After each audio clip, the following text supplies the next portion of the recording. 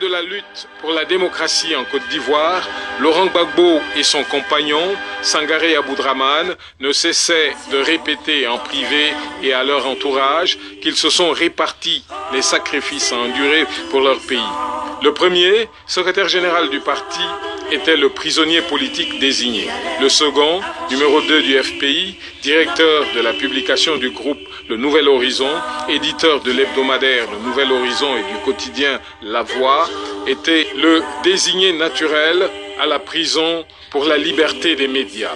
L'ancien parti unique n'a pas fait démentir leurs prévisions. En 1992, Laurent Gbagbo a suivi la deuxième édition de la Fête de la Liberté depuis sa cellule de la maison d'arrêt et de correction Maka d'Abidjan. En 1994, Sangaré Aboudraman l'y a remplacé. Et le monde entier nous regarde. Gbagbo Laurent, nous te suivons, montre-nous le chemin. Gbagbo Laurent. En effet, le 13 avril 1994, Sangaré Aboudraman, directeur de la publication de La Voix, et Jean Tompier, dit Souleymane T. Sen, journaliste au dit quotidien, sont arrêtés et internés à la Maka pour délit d'opinion suite à la publication d'un article intitulé « L'équilibre de la terreur ». C'est donc en l'absence de Sangaré que se déroule la 4e édition de la Fête de la Liberté à Mans.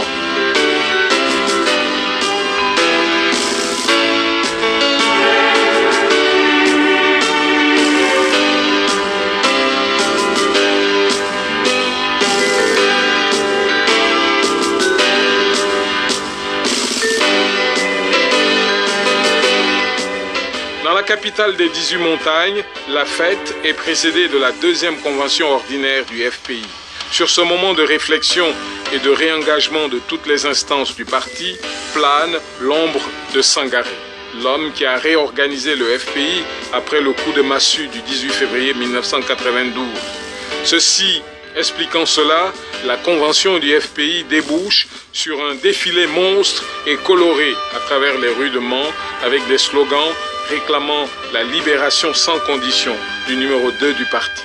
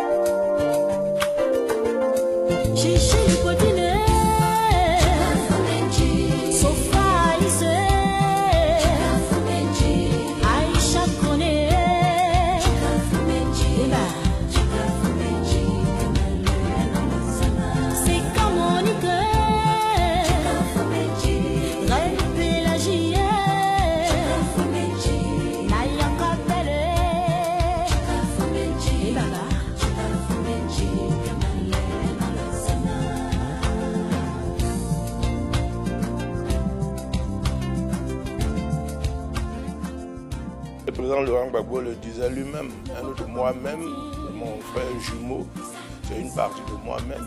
Il l'a dit, je vois c'est flatteur pour moi. Parce que ce qu'il faut à notre amitié, c'est la confiance. Faisons nos convictions. Parce que je pense que Laurent Gbagbo n'a pas besoin de savoir ce que Sangaré a fait ou ce que Sangaré fait. Sangaré n'a pas besoin de savoir ce que Gbagbo fait. Il y a ce que Gbagbo a dit. Nous comprenons et nous connaissons. Donc il y a des choses que nous pouvons pas. Nous savons jusqu'où aller ensemble. Aujourd'hui, là, il me manque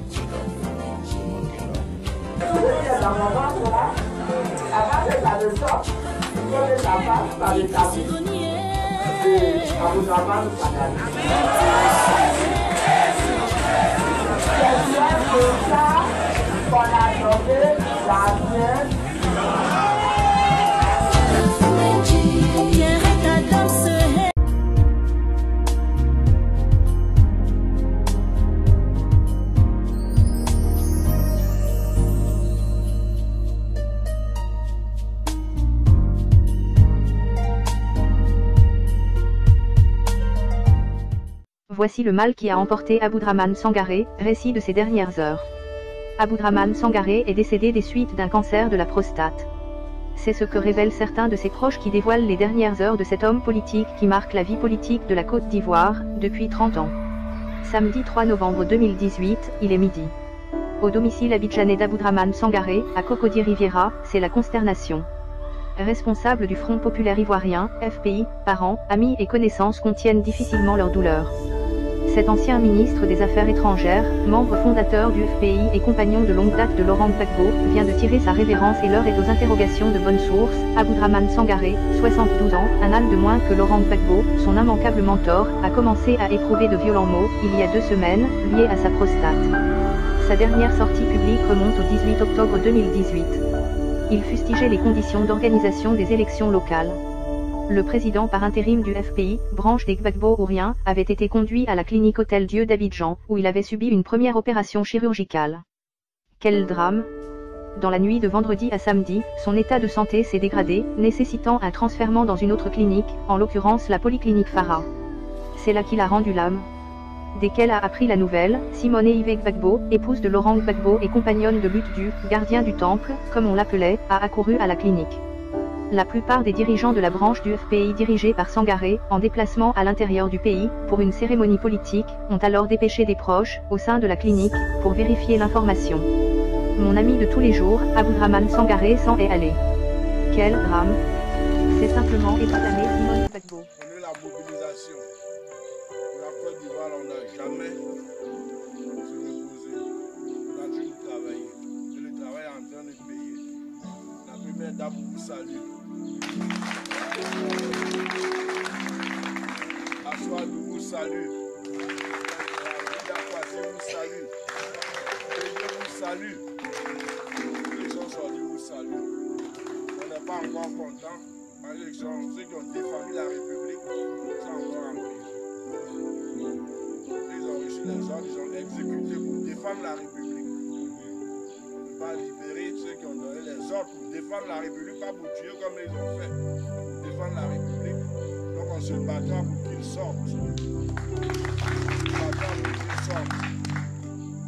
Merci à votre fils, Hubert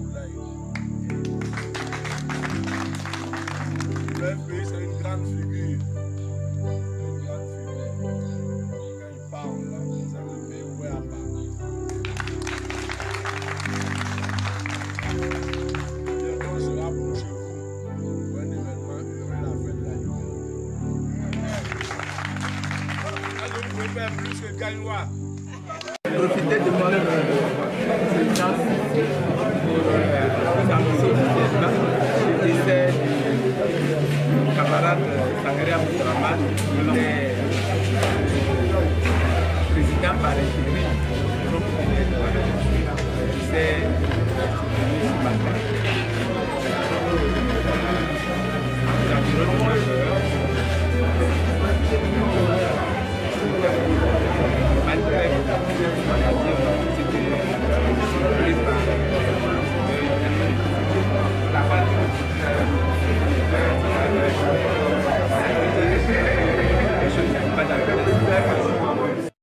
De la lutte pour la démocratie en Côte d'Ivoire, Laurent Gbagbo et son compagnon, Sangaré Aboudraman, ne cessaient de répéter en privé et à leur entourage qu'ils se sont répartis les sacrifices à endurer pour leur pays.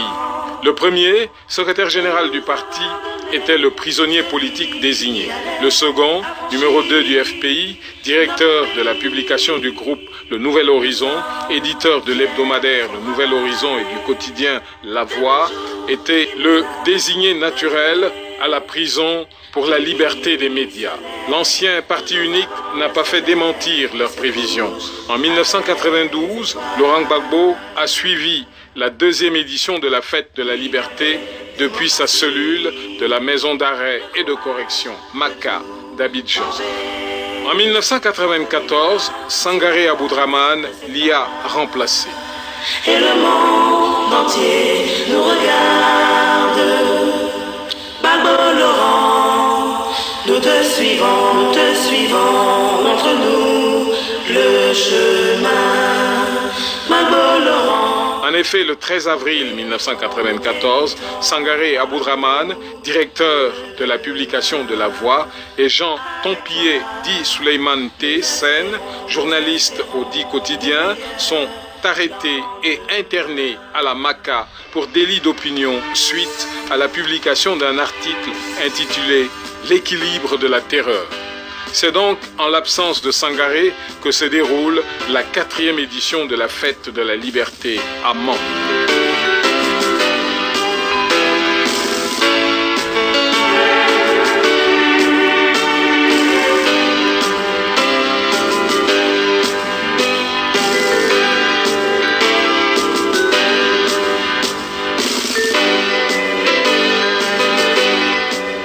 Dans la capitale des 18 montagnes, la fête est précédée de la 2e convention ordinaire du FPI. Sur ce moment de réflexion et de réengagement de toutes les instances du parti, plane l'ombre de Sangaré, l'homme qui a réorganisé le FPI après le coup de massue du 18 février 1992. Ceci expliquant cela, la convention du FPI débouche sur un défilé monstre et coloré à travers les rues de Mans avec des slogans réclamant la libération sans condition du numéro 2 du parti.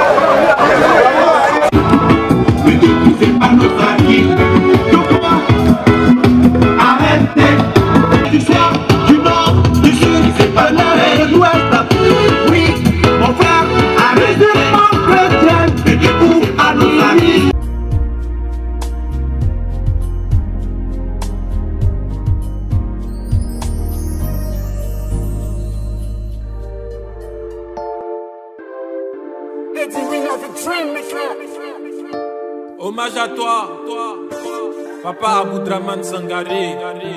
Un jour on vit, un jour on meurt. Mais le plus important, c'est ce que nous laissons sur la terre. Et ton œuvre parle d'elle-même. C'est pourquoi nous te rendons hommage. Adieu, le gardien du temps. Adieu, le deuxième nom de la fidélité et de la loyauté.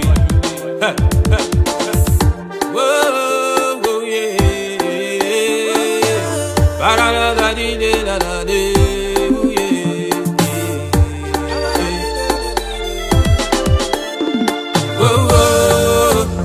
ville a nous encore fait ça.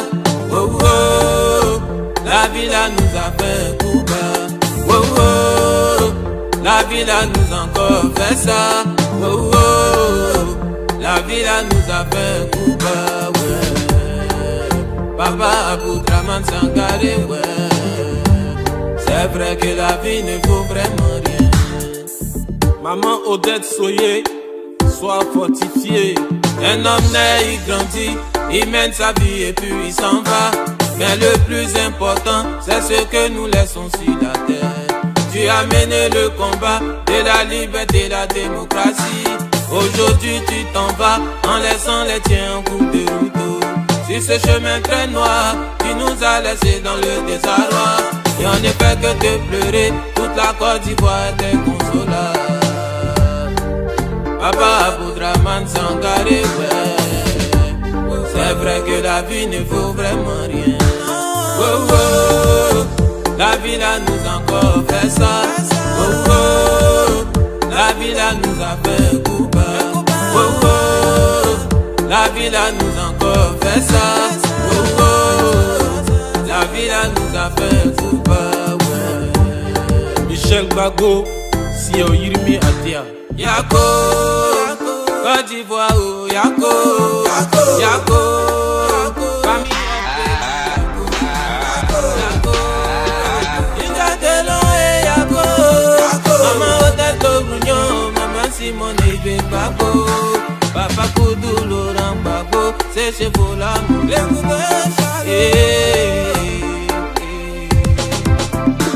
on aurait toujours voulu que tu sois là pour nous guider. On aurait toujours voulu que tu sois devant le temps pour le garder. Mais hélas, la vie en a décidé autrement. Et c'est Dieu qui le veut ainsi, car c'est lui qui a le dernier mot. Ah ouais, c'est Dieu qui a le dernier mot. C'est pourquoi nous te disons repose en paix. Tu vas nous manquer, tu vas nous manquer, tu vas nous manquer, ouais, tu vas nous manquer. Manquer, papa Aboudraman Sangaré. Manquer, tu vas nous manquer. Manquer, tu vas nous manquer. Antoine a manqué, même sous ma hora, Jean-Jacques Benson, Marcel Gosselin, Paul Bocuyo,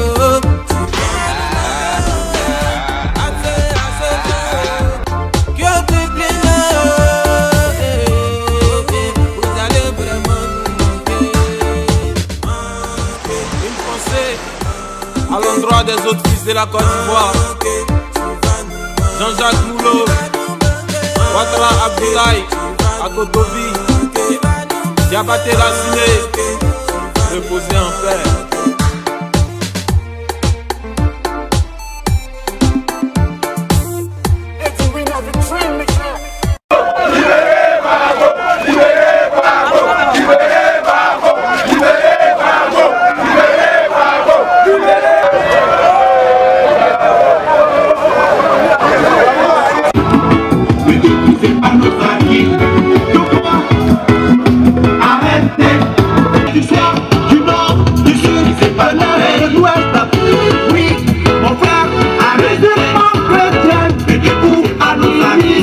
Aboudraman Sangaré, je suis né le 9 mars 1946 à Mbayakro. J'ai fait l'école primaire à Tia-Salé et à Bouaké. J'ai fait le secondaire à Bouaké et j'ai fait l'université d'Abidjan. J'ai été maître assistant, puisque maintenant je suis à la retraite. Au-delà de mon curriculum vitae, de ma date de naissance, je tiens surtout à dire que je suis à la fois et du nord et du centre. Ma maman est baoulée, elle est du centre. Je suis né à Mbayakro, je suis du centre. Et mon père était justement est du nord, il est né à Odiéné. Donc vous voyez déjà ce métissage entre le nord et le centre. Quand on dit que Laurent Gbagbo n'aime ni le nord ni le centre, je suis un bon produit pour montrer que c'est déjà faux. Parce que je suis à la fois du centre, de mon côté baoulé, et du nord, mon côté malinqué. Et je suis quand même l'un des amis de Laurent Gbagbo. C'est une façon de dire qu'il y a quand même des mensonges qu'il faut justement chercher à extirper. Le président Laurent Gbagbo le disait lui-même, un autre moi-même, c'est mon frère jumeau, c'est une partie de moi-même. Il l'a dit, je crois que c'est flatteur pour moi. Je pense que ce qui fait notre amitié, c'est la confiance, ce sont nos convictions. Parce que je pense que Laurent Gbagbo n'a pas besoin de savoir ce que Sangaré a fait ou ce que Sangaré fait. Sangaré n'a pas besoin de savoir ce que Gbagbo fait ou bien ce que Gbagbo a dit. Nous nous comprenons et nous nous connaissons. Donc il y a des choses que nous ne pouvons pas, nous savons jusqu'où aller ensemble. Donc c'est d'abord flatteur de dire que je suis l'un de ses amis et je suis sûr aussi qu'aujourd'hui, là, il me manque énormément. Il me manque énormément. Donc cette amitié-là, c'est une amitié fondée sur le partage, la solidarité, la confiance réciproque et les convictions qui demeurent à nous, et une vision de la politique aussi en Afrique. Or, les souvenirs, je crois qu'il faut vraiment chercher à les raccorder, à les retrouver, parce que nous étions dans l'histoire sans savoir que nous étions en train de faire de l'histoire. Parce qu'au début du Front populaire ivoirien, il faut quand même reconnaître qu'il y a d'abord l'embryon du Front populaire ivoirien, ce fameux serment de Strasbourg, des 4 qui ont posé les bases du Front populaire ivoirien. Zadi Zaourou, Traoré Amadou Di le Puissant, Assou-Adou et Laurent Gbagbo. Tout part de là. Il y a ce serment de Strasbourg. Si jamais l'un de nous deux meurt, celui qui reste en vie doit tout faire pour conquérir le pouvoir, pour changer la Côte d'Ivoire. Et le pays, à partir de mars 82, a vu le jour. Mais c'était quand même cocasse parce que nous étions en train de faire les histoires sans le savoir, parce qu'en fin de compte, on n'avait même pas de nom. On se rencontrait, on n'avait pas de nom. On parlait de l'organisation. C'est quand Laurent Gbagbo est parti en exil qu'en 1983, ils ont parlé du Front populaire ivoirien. Il y a des souvenirs de la clandestinité. Parce que moi, dans mon cas, j'ai été bloqué toute une nuit dans les escaliers parce qu'il y avait un chien devant une porte et je ne pouvais pas passer. On a des souvenirs comme ça, la distribution des tracts aussi, ce sont des souvenirs. Puis même quand on se retrouvait pour le congrès constitutif, les 19 et 20 novembre 1988, pour le congrès constitutif, automatiquement, ce sont quand même de grands souvenirs aussi. Parce qu'en ce moment-là, nous étions pratiquement partis à l'aventure. Il y a eu des moments, même quand une bouteille a explosé, une bouteille doit exploser, on a tous pris peur. Et puis il fallait mettre des gardes un peu partout. On allait pour une grande aventure, mais on ne le savait pas. Et on allait la peur au ventre. On a quand même pu tenir ce congrès-là. Donc ce sont ces souvenirs-là qui parsèment notre vie. Il y en a beaucoup, mais quand vous m'en parlez comme ça, je ne vois que cela. Parce qu'on était dans l'histoire sans le savoir.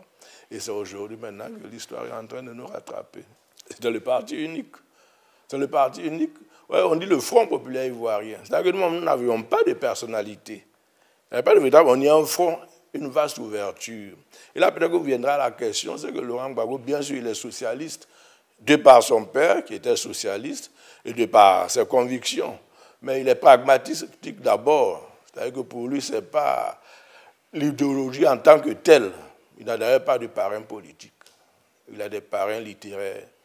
Victor Hugo, Dostoïevski, Gorky, donc ce sont ses parrains littéraires. Au niveau politique, n'a pas de parrain, il n'est pas un homme d'un dogme. Il aime la pratique, la réalité du terrain. Donc on a parlé de Front populaire ivoirien, c'était au-delà des idéologies. Tous ceux qui veulent se battre pour la démocratie en Côte d'Ivoire se retrouvaient dans ce front-là. Donc c'est pourquoi on parle du Front populaire ivoirien. C'est ce qui fait l'importance de cette structure-là, c'est-à-dire que nous ne nous appartenions pas. Nous avons mis ce cadre-là à la disposition des Ivoiriens pour combattre le parti unique. Alors le parti unique, je pense que ce n'est pas facile à vivre. Ce n'est pas facile à vivre le parti unique. Parce que c'est vraiment la terreur au quotidien. Et de plus en plus, ceux qui sont là actuellement au pouvoir veulent nous faire aller encore au-delà du parti unique. Je pense que d'abord, c'est un hommage à ma personne. Cet hommage, je le reçois avec humilité, responsabilité et avec reconnaissance. Reconnaissance envers le président Laurent Gbagbo. C'est parce qu'il m'a donné son onction comme le gardien du temple. Parce qu'il a fait de moi l'un des pères fondateurs du Front populaire ivoirien avec Simone Hervé Gbagbo. Donc j'ai les clés quand même de la fondation. Je connais les fondamentaux. Je le reçois avec humilité parce que le pays, c'est une grosse machine. On ne peut pas garder ce temple tout seul. J'ai besoin de tout le monde pour garder ce temple-là. Moi aussi avec responsabilité. Il faut que je fasse tout pour continuer à demeurer le gardien du temple. que le temple n'ait pas de fissures, que le temple ne s'écroule pas. Aujourd'hui, vous verrez la vie de tous les partis politiques. Le RPR, le seul parti à résister dans la bourrasque. Même après avril 2011, le RPR est resté debout. Parce qu'au départ, il y a des convictions. Parce qu'au départ, il y a la foi. Parce qu'au départ, il y a un homme, Laurent Gbagbo, qui a donné le ciment qu'il fallait pour consolider nos bases. Donc, humilité, reconnaissance, responsabilité. Moi, ce ne sont pas des actes de bravoure. Hein. Pour moi, cela va de soi. Je ne pouvais pas être ailleurs pendant qu'on était en train de bombarder Laurent Gbagbo. Je ne pouvais pas être ailleurs. Il fallait que je sois à la résidence, aux côtés de lui, pour voir ce qui va se passer. Je pense que j'ai été aussi l'un de ses compagnons de route. Il m'a consulté parfois dans des moments difficiles. Je lui ai donné mon point de vue, il a suivi ce point de vue-là. Je ne pouvais pas quand même, ce jour-là, faire marche arrière. Non, non, je ne pouvais pas du tout. Ce n'est pas dans mes habitudes. La fidélité, la loyauté, je pense quand même que je fais tout. Rester fidèle et loyal. Parce qu'en face aussi, je sais que la personne mérite cette fidélité et cette loyauté. Donc à mon niveau, ce ne sont pas des actes de bravoure. Cela allait de soi, cela va de soi. Je le referais si j'avais à le refaire. Je n'ai aucune hésitation. Aucune hésitation. Mon seul aujourd'hui, mon seul regret, c'est de ne pas pouvoir être à la CPI avec lui. Ça, c'est mon seul regret aujourd'hui. Je pense qu'on a posé des bases ensemble, on a discuté ensemble, on a eu une vision ensemble de la Côte d'Ivoire, on a eu des débats à la résidence. On était tombés d'accord sur ces débats-là. Donc s'il y a quand même des coupables, je crois que nous sommes tous coupables, nous qui étions quand même ses collaborateurs premiers. J'aurais été malheureux vraiment si j'étais en dehors de la résidence. Entendre justement le bombardement à la résidence, je ne sais pas comment j'aurais pu quand même supporter cela. Donc pour moi, c'est le meilleur lieu, justement, les choses, c'était la résidence. Le meilleur abri, c'était la résidence pour moi, parce que là, j'étais à ses côtés. Elle vienne que pourra. Parce que de toute façon, ce n'est pas au moment où on a la résidence qu'on se pose la question. C'est lorsqu'on entre en politique, dans un système de parti unique. Quand vous entrez, c'est comme quand vous allez dans l'avion, vous attachez la ceinture, c'est terminé. C'est en ce moment qu'on se pose la question de savoir si on doit y aller ou pas. Mais une fois qu'on se pose la question, qu'on a résolu la question, tout le reste se déroule normalement. Il peut y avoir l'espoir au bout, il peut y avoir la mort au bout, mais tout cela aura servi à quelque chose. Dans 50 ans, les générations à venir seront surprises quand même de voir qu'on puisse bombarder la résidence d'un chef d'État. Ce monsieur-là, il le connaît, il est resté cohérent, il est resté en accord avec lui-même. Il n'a jamais, en aucun moment, eu l'intention de céder. Parce que céder, c'était quand même trahir les Ivoiriens. C'était trahir tout un peuple, c'était trahir tout un continent. Il ne pensait pas à se sauver lui-même? Oh, sa vie, je crois que sa vie, il a déjà résolu la question de sa vie. Quand je vous ai dit, si je meurs, enjamber mon corps, sa vie n'est qu'un élément. Vous savez qu'il est très croyant aussi. Tout cela forge, participe de sa vie. Donc, à aucun moment, il ne cherche à sauver sa tête. Il a toujours pensé au peuple de Côte d'Ivoire. Et même sous les bombardements, il se demandait, mais qu'est-ce qu'ils ont, qu'est-ce qu'ils font? Pourquoi ils me bombardent? Il ne comprenait pas. Dans sa logique, à lui, dans sa philosophie de la politique, à lui, il ne comprenait pas qu'on puisse aller bombarder quelqu'un qui n'a demandé que de compter, de recompter les bulletins. Il ne comprenait pas. Et je ne l'ai jamais vu paniquer. Il est resté serein, avec la même dose d'humour. Il passait partout pour réconforter, pour apporter un mot à chacun. Je pense que c'est ça aussi. Aujourd'hui, il a une dimension d'homme d'État. Ce n'est pas en étant assis dans un fauteuil ou bien en changeant chaque fois de veste qu'on a une dimension d'homme d'État. C'est un parcours, c'est une vision, ce sont des responsabilités, c'est un itinéraire et c'est aussi un courage. Aujourd'hui, parler de courage de Laurent Gbagbo, ça va de soi. Dans une région où il y a des courageux, vous avez quand même de grands guerriers comme les Okubeli, sont connus. Et là-bas, même quand vous arrivez, on dit qu'un homme, justement, doit être vaincu, il faut qu'on voit dans les broussailles qu'il s'est battu. Ça, c'est important. Donc, la philosophie même de toute une région est devenue sa philosophie. Vous voyez la vie de son père aussi. Quand on prenait tout cela, ce n'est pas surprenant aujourd'hui. Il est tombé très tôt dans la potion du courage, et c'est une dimension de lui-même. Le courage, l'intégrité font partie de Laurent Gbagbo. Donc, à aucun moment, vraiment, je ne l'ai jamais vu chose céder, avoir peur de ce qu'il fait, ou bien non, non, il est conscient de ses responsabilités. Et chaque fois, il pose cela par rapport à ceux qui l'ont mis là. Il a quand même été élu. Il est porteur quand même, dépositaire de tout un espoir. Alors si vous êtes dépositaire de tout un espoir et que dès qu'il y a une petite dose de vent, vous fuyez, ça ne va pas. Vous savez, ce qui est intéressant dans la vie de Laurent Gbagbo, il a fait l'armée. Il a fait l'armée. Et ce qui devait justement le tuer le renforce. Ceux qui l'ont envoyé dans l'armée croyaient le punir. Mais là-bas, à Bouaké, à l'EFA, il avait tous les camps militaires, Serila, Daloa, Bouaké, et choses et tout. Il a fait choses à Kouedo, il avait tous les camps militaires. Et il a appris le fonctionnement, il a appris le commandement, il a appris la discipline. Il a appris surtout qu'un militaire, par exemple, un militaire au bout de son combat, c'est mourir. Qu'on ne peut pas faire la politique sans mourir. C'est-à-dire que, comme lui-même le dit, pour aller quand même, tu ne peux pas quand même arriver au paradis sans mourir. Il faut d'abord mourir. Il faut prendre des coups. Et même dans la Constitution, il voulait mettre que pour faire la politique, pour être candidat à l'élection présidentielle, il faut avoir fait l'armée.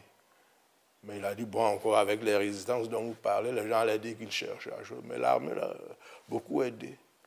Lui, dans son action, il y a la mort au bout. Mais bien sûr, personne n'aime mourir.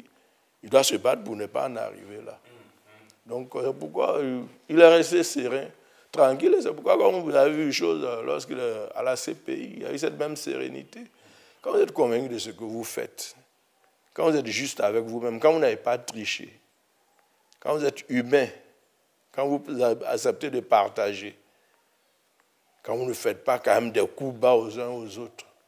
Je n'ai vu ce monsieur-là s'asseoir quelque part pour dire comment on va déstabiliser telle personne, comment on va lui faire du mal. Non, non, non, jamais.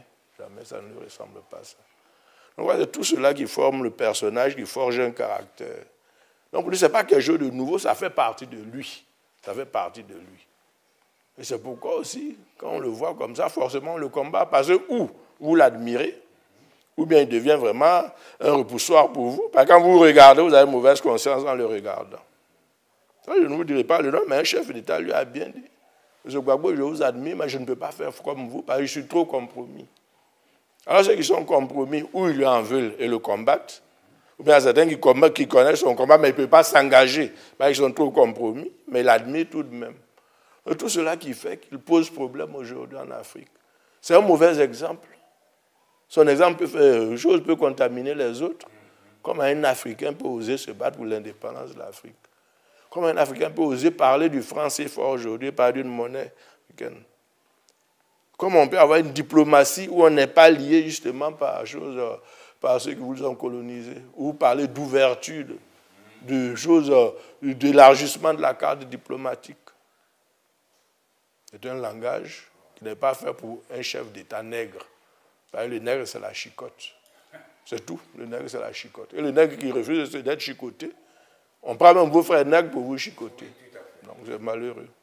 Vous savez, nous sommes des démocrates. Et quand on est démocrate, on est plutôt sûr. On ne s'est jamais assis sur un pays pour dire, quand on parle de transition pacifique à la démocratie, là, c'est une conviction en nous.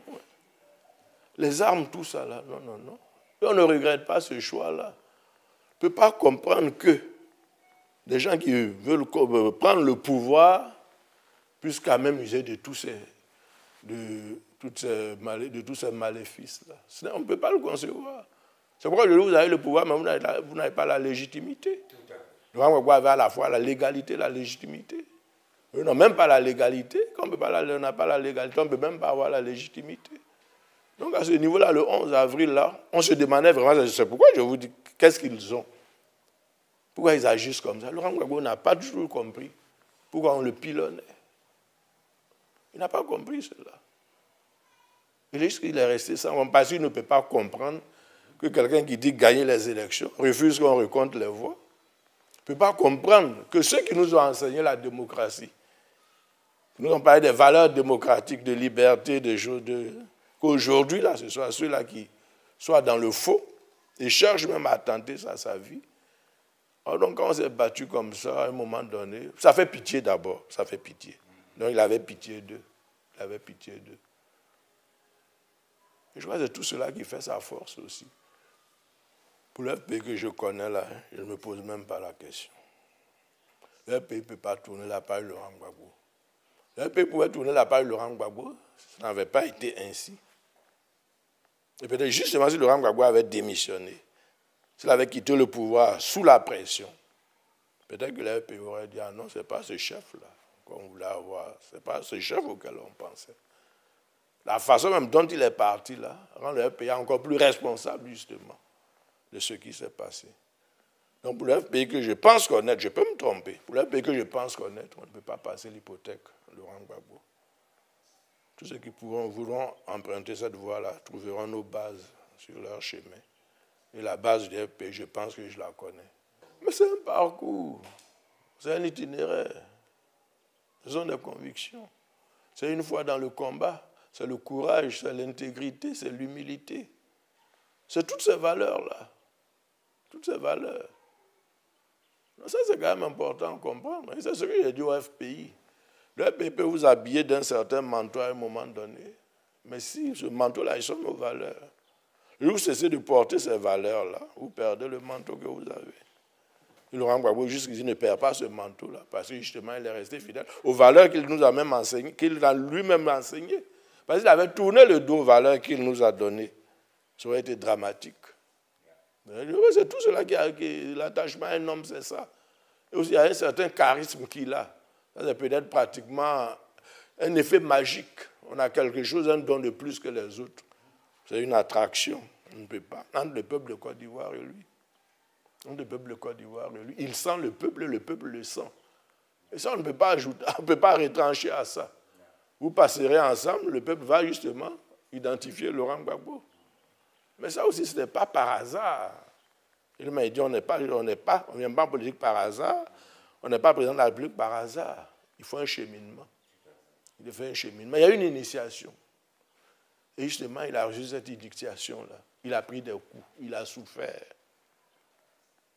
Et quand on a une souffrance, à un moment donné, on renaît à l'espoir. En vrai, cet attachement, c'est un peu tout cela. C'est indéfinissable aujourd'hui. Quand on dit Laurent Gbagbo, et même celui qui ne l'a pas connu, c'est indéfinissable. Mais quand on prend le temps de réfléchir, c'est ce qui explique cela. C'est un cheminement qui explique cela. C'est un parcours qui explique cela. Ce sont des convictions qui expliquent cela. Ce sont des valeurs qui expliquent cela. C'est une vision qui explique cela. Et c'est aussi cette osmose-là, cette audience pratiquement, cette donnée magique qu'on a, de plus que les autres, qui explique cela. C'est tout ça qu'on appelle le charisme. Je pense que Laurent Gbagbo a été livré à une certaine communauté internationale. Moi, j'avoue que de par mon éducation, de par ma culture, de par ma promotion, moi, je crois au droit. Je me dis que le droit sera dit coûte que coûte.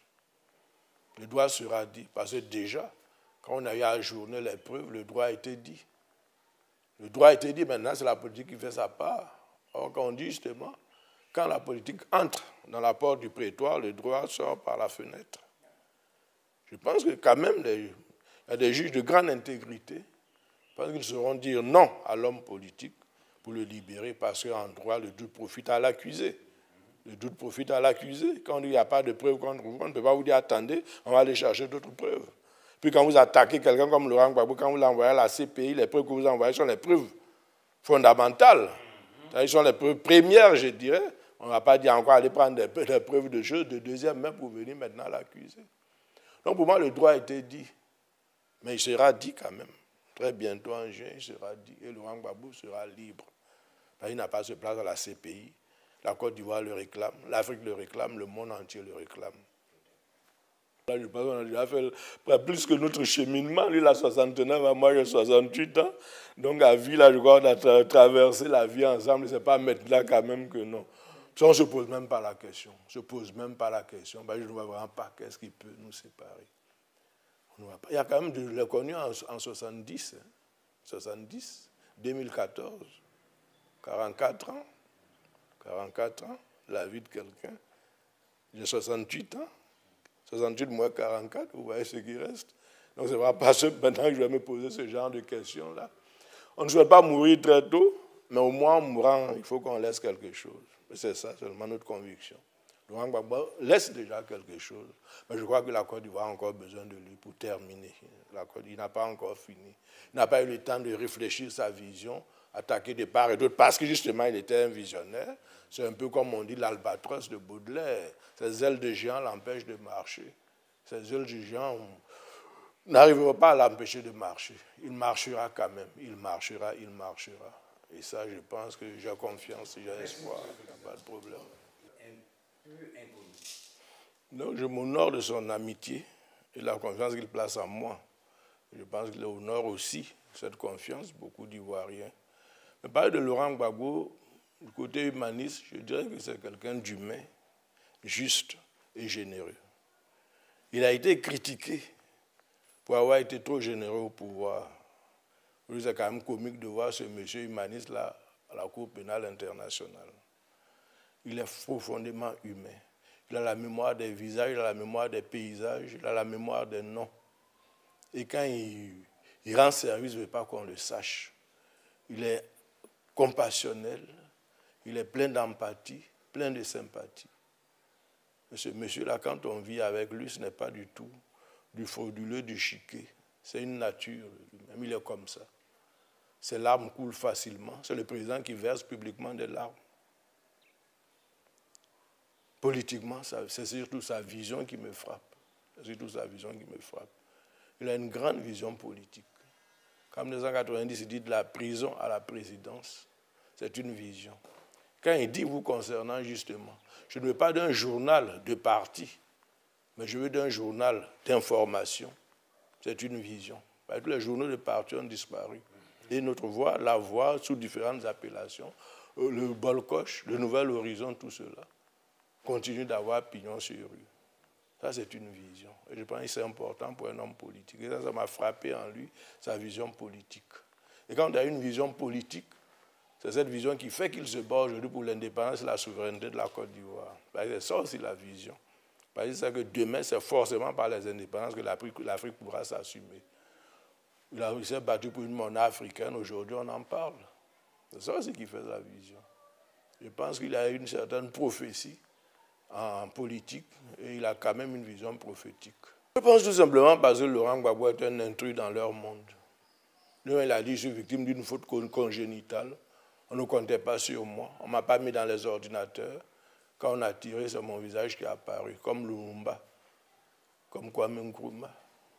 Donc il n'était pas attendu dans le monde des puissants, dans ceux qui savent se servir d'une tasse de thé. Il n'était pas attendu de ce monde. Et il a dérangé les mécanismes.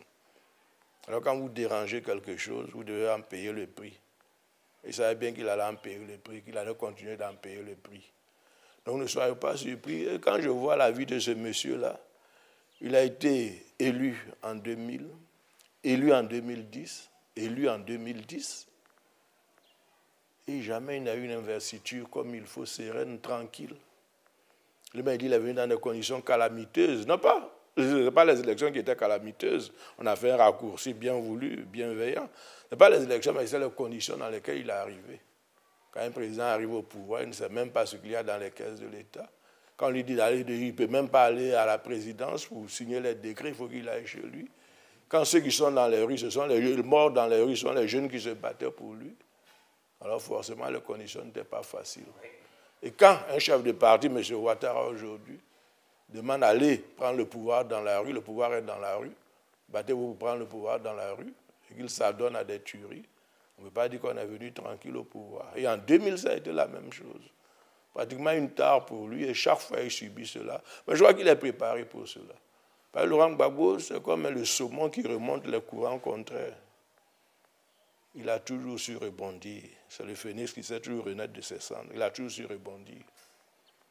Il a dit en 92, la prison à la présidence. En 90, tout le monde le vilipendait quand il était candidat contre Houphouët-Boigny. Mais comme il l'a dit, il s'est présenté. Il a été leader de l'opposition à partir de cette candidature. Et comme il a dit en 90, en 2000, on a dépouillé les bulletins de 90. Et ça l'a posé en interlocuteur. À chaque fois qu'on a voulu le salir, à chaque fois qu'on a voulu justement le faire passer pour mort, il a toujours su rebondir. Une vie étrange, la mort qui côtoie la vie, mais à chaque fois il rebondit. Je suis sûr qu'il rebondira après la Cour pénale internationale. Il rebondira certainement. Nous avons une idéologie, nous sommes socialistes. Le socialisme, c'est le partage, c'est la générosité, c'est la solidarité, c'est la justice. Nous sommes socialistes, le pays est socialiste. Ce que je tenais justement à dire, mais nous ne sommes pas porteurs d'un dogme. À la réalité du terrain, et il faut tout faire pour s'adapter à la réalité du terrain. Mais qu'est-ce que nous devons comprendre? Quelle est la différence que vous faites entre socialisme et le FPI non porteur d'un dogme? Est-ce que ce n'est pas bonnet blanc et blanc? Non, porteur, il faut mettre quand même dans le contexte de l'époque où il y avait le marxisme et tout. Il y avait le marxisme de Lénine, le marxisme de Mao, il y avait Lénine et tout. Donc il y avait ce contexte aussi où chacun s'accrochait à une idéologie. C'était le temps de la guerre froide. Donc à ce moment-là, nous accrochons au socialisme, mais en sachant aussi que la Côte d'Ivoire n'avait pas besoin d'idéologie en ce moment-là. La Côte d'Ivoire avait besoin de gens qui connaissaient le terrain, qui devaient se battre sur le terrain. Donc on ne pouvait pas rejeter quelqu'un parce qu'il venait vers nous parce qu'il n'était pas socialiste. On ne lui demandait pas aussi son idéologie. On lui demandait: qu'est-ce que tu peux faire pour le combat pour la démocratie? Est-ce que tu sais que ce combat est difficile, qu'il faut justement tout faire pour s'y maintenir et tout faire pour obtenir que la démocratie triomphe. Donc quand je dis qu'on n'est pas porteur d'un dogme, c'est un peu ça. On ne rejetait pas ceux qui n'étaient pas socialistes, mais on prenait la grande ouverture démocratique parce que là, il y avait un creuset qui pouvait unir tout le monde. Par exemple, quand on disait socialiste, ça pouvait inquiéter certains. Quand on disait marxiste, ça pouvait inquiéter quelqu'un. Quand on disait capitaliste, ça pouvait inquiéter certains. Donc nous avons offert un vaste creuset aux Ivoiriens pour se retrouver dans ce creuset-là. Et beaucoup d'associations sont nées à partir de ce creuset-là. C'est pourquoi je dis que non, nous avons une personnalité socialiste, mais nous n'en faisons pas quand même quelque chose d'une fixation. C'est que ce combat était indépendamment de nos personnes.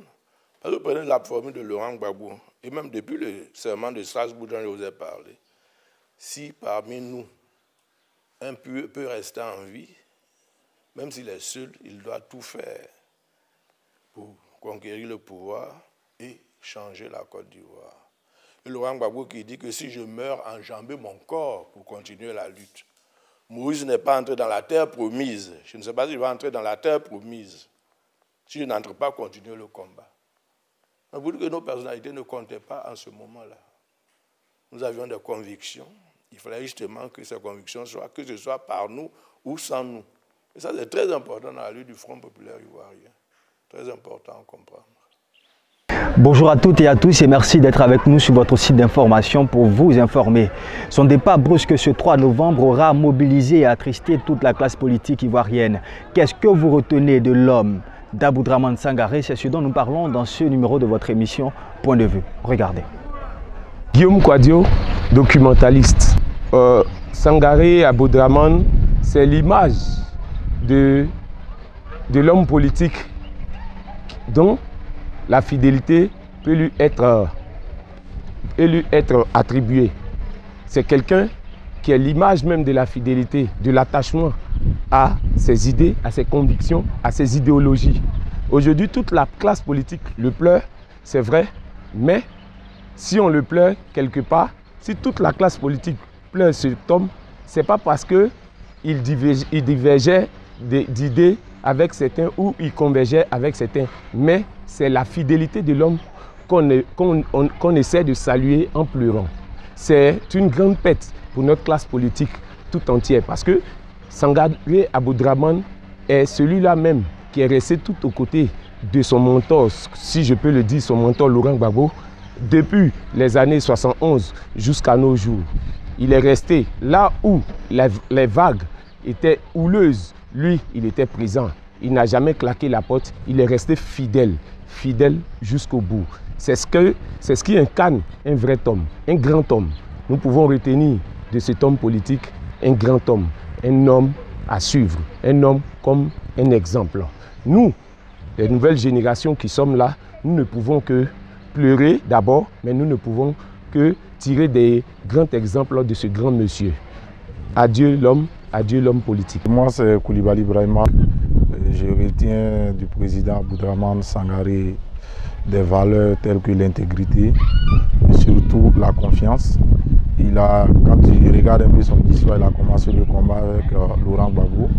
Et malgré les temps sombres que le pouvoir de ce dernier a connus, il ne l'a jamais lâché. Il a fait la prison avec lui, il a été arrêté en 2011, mais il est toujours resté fidèle et loyal jusqu'à ce qu'il nous quitte tout récemment. Donc je retiens vraiment de l'homme une image de quelqu'un de loyal, un homme digne de confiance, un homme intègre qui croyait et défendait ce en quoi il croyait fortement. On ne peut que prier pour le repos de son âme et souhaiter vraiment que nos acteurs politiques arrivent à s'entendre pour ensemble développer notre beau pays, la Côte d'Ivoire. Je suis Hans Boris Nguessan. C'est vraiment une grande perte pour la Côte d'Ivoire ce qui s'est passé pour le décès de notre président, notre leader. Et nous nous joignons à toute la classe politique pour lui souhaiter un dernier hommage. Voilà. Parce qu'il a fait vraiment de grandes choses pour ce pays. Et ça nous attriste réellement qu'il nous ait laissés et qu'il soit parti. Je souhaite mes vives condoléances à toute la famille politique et que Dieu nous bénisse. Je suis Touambi Denis Pascal. Il faut dire d'abord que je retrouve moins de l'homme une grande valeur, c'est la fidélité. La fidélité qui engendre aussi d'autres valeurs telles que la loyauté. Parce qu'il faut dire que voilà quelqu'un qui aime travailler dans l'ombre de son ami personnel, d'ailleurs qu'il appelle son sang, le président Laurent Gbagbo, est effacé. Mais quand même, qui a servi l'homme jusqu'à ce qu'aujourd'hui, il soit dans l'éternité, si on veut dire, qu'il s'éteigne. Sangaré est issu d'un métissage. Il a sa maman qui vient de Bodokro, donc Baoulé du centre, et son père est Malinké d'Odiébé. Et lorsque Gbagbo a été en prison, pour ne pas la direction du pays d'alors, était en prison, et qu'il lui a confié dans la tâche de connaître la lutte, la fibre matriarcale, si on veut voir, des gens du centre ont pensé que, puisque c'est lui qui a le cachet désormais du FPI, on peut passer par lui et vendre donc ce cachet. Et ce qu'il a refusé, ce qui étonnait quand même des gens pour dire mais qui il est. Alors qu'on sait que dans le groupe à Caen, le matriarcat existe fort, voilà quelqu'un qui est de côté de l'autre, qui est de l'ouest, si on veut voir, du centre-ouest. Et il ne peut pas nous vendre ce FPI. Donc, c'est tout ça là qui a engendré la bastonnade de Sangaré, en fait, sa fidélité, 92. Bien avant ça, d'ailleurs, j'ai dit en 71 déjà, quand ils ont fait la prison de Séguéla ensemble, il est tout resté. Le jour même que Gbagbo témoignait, le jour même quand on libérait Sangaré, était étudiant, il n'a pas voulu partir parce que Gbagbo n'était pas libéré. Bon, il a dit, il faut aller. Donc il y a 71, il y a 92, et en 2014, tout le monde le sait très bien, lorsque nous avons perdu le pouvoir en 2011, on s'est dit que ça n'allait pas du tout. Mais c'est là où le président Gbagbo se trouve, il a toujours fait confiance à ce type-là et lui dit, c'est toi qui as su l'intérim. C'est le signe de dire que ce homme était brave. Aujourd'hui, toute l'opposition, je ne vais pas dire, toute la classe politique lui rend hommage, et c'est à juste titre. Sangaré, c'est vraiment le signe de la loyauté, de la fidélité.